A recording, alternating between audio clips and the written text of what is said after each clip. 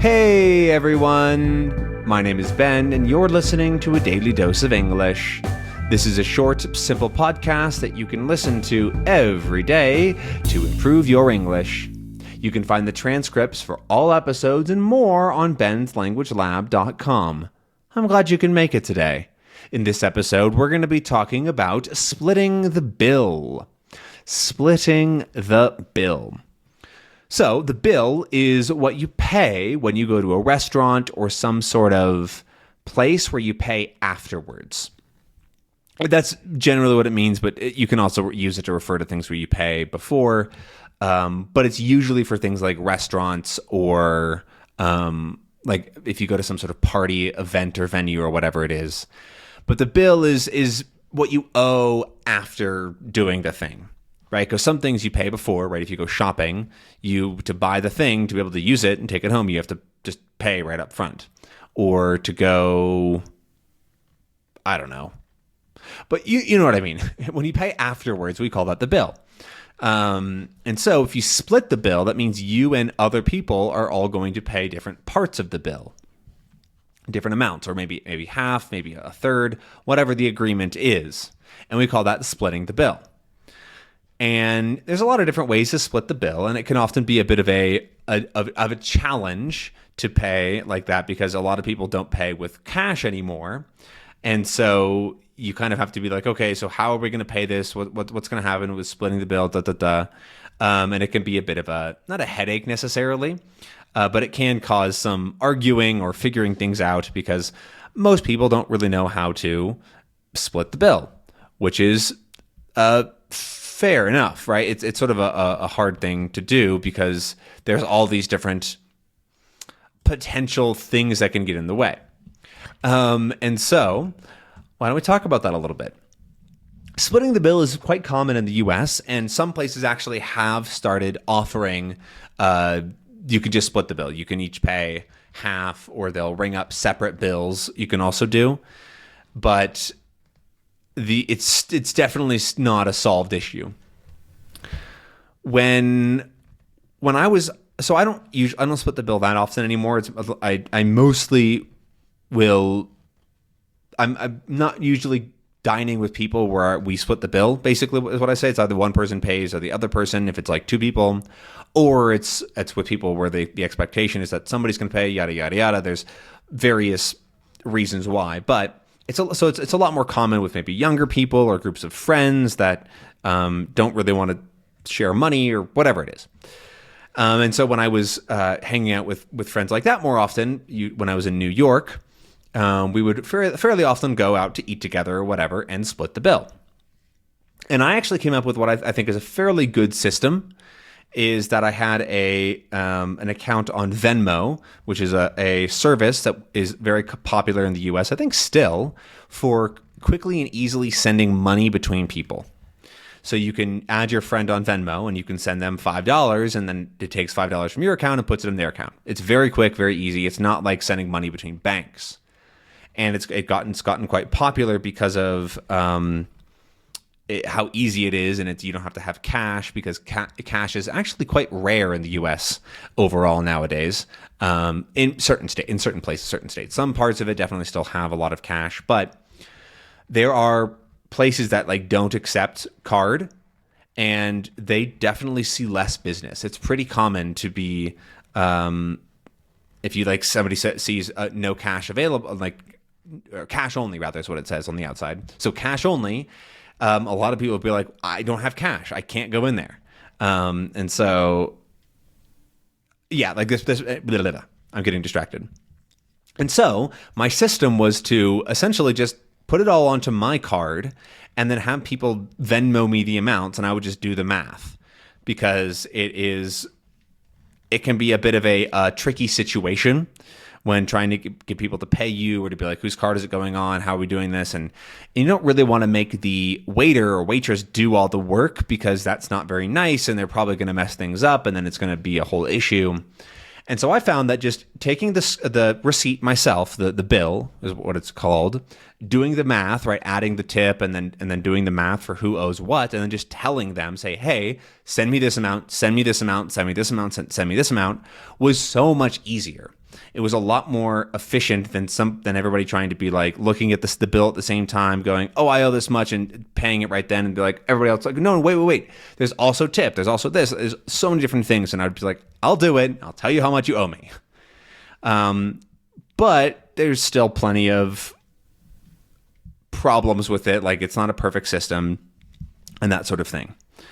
And that also brings me to the other sort of side of this, of splitting the bill has become not like a cultural thing, but there's a lot more tension in it, I would say.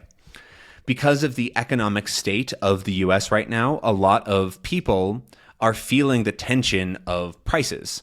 Prices are going up and wages are not. So the cost of living in the US is going up, and the amount that people make is not really changing very much. And so things are just feeling more expensive.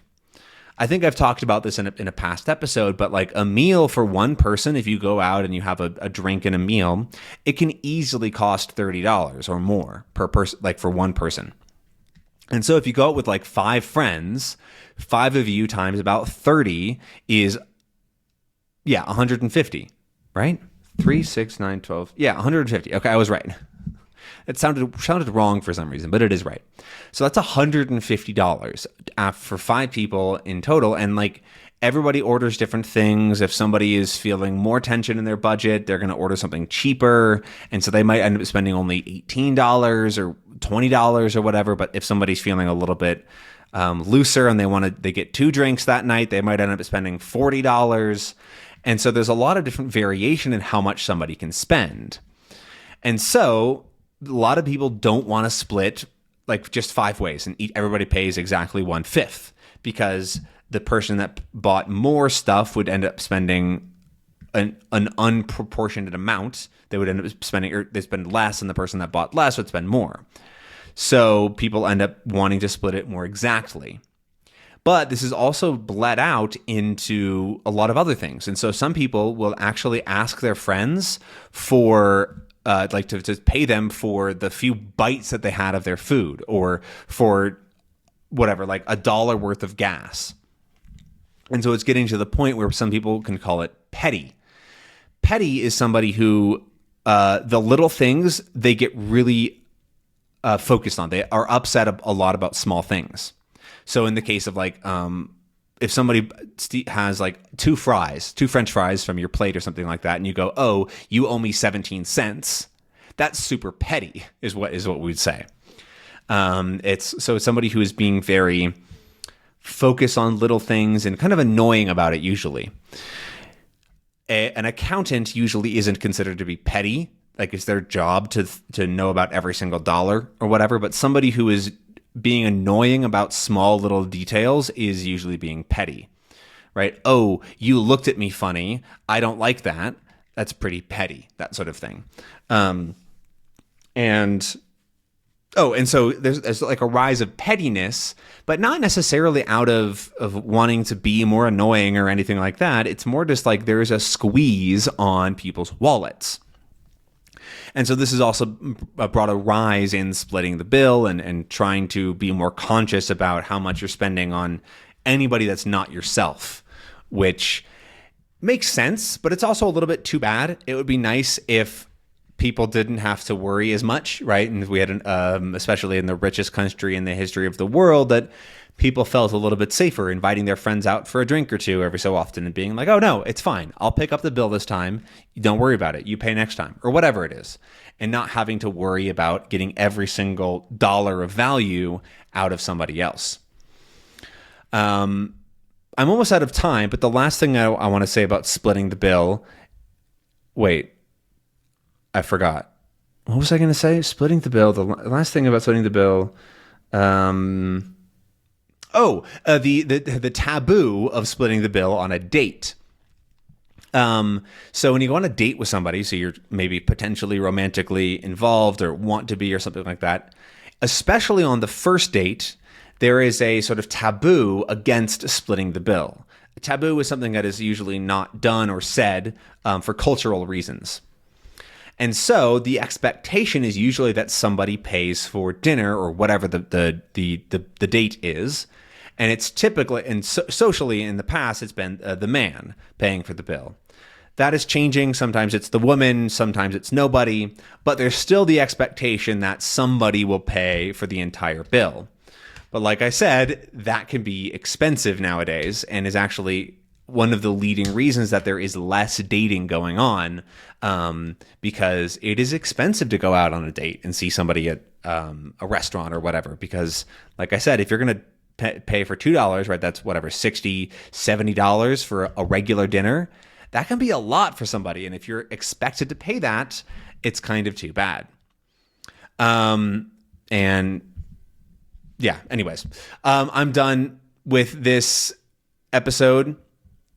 I'm out of time. I'm also out of ideas, but I really hope that you enjoyed this episode, maybe learned a little something, and I'll see you again tomorrow for another episode of A Daily Dose of English. We're going to be doing another accent episode. I'll see you then. Have a good one. Bye.